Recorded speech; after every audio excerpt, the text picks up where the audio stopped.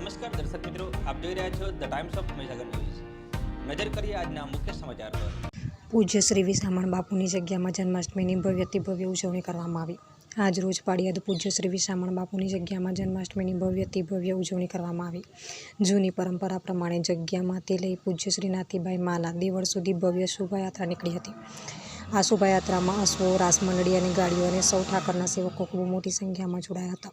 ત્યારબાદ પરમ પૂજ્ય શ્રી 1008 મહામંડલેશ્વરની નિર્મળાબાના હસ્તે પૂજ્ય શ્રી નાથીબાઈના દેવળે ધ્વજારોહણ કરવામાં આવ્યું હતું। આ કાર્યક્રમમાં પૂજ્ય શ્રી ભૈલું બાપુ, પૂજ્ય શ્રી ગાયત્રીબા, પૂજ્ય શ્રી દિયાબા તેમજ પૂજ્ય શ્રી બાળ ઠાકર, પૃથ્વીરાજ બાપુ અને ઠાકરના સેવકો વિહળ પરિવાર ખૂબ મોટી સંખ્યામાં ઉપસ્થિત રહ્યો હતો।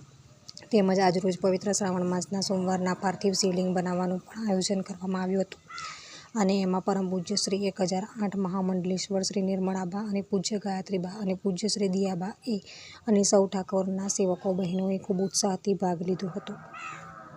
વિસ્તારના પડે પરના સમાચાર જોવા માટે અમારી channel the Times of Mahisagar ન્યૂઝને લાઇક, શેર અને સબસ્ક્રાઇબ કરો।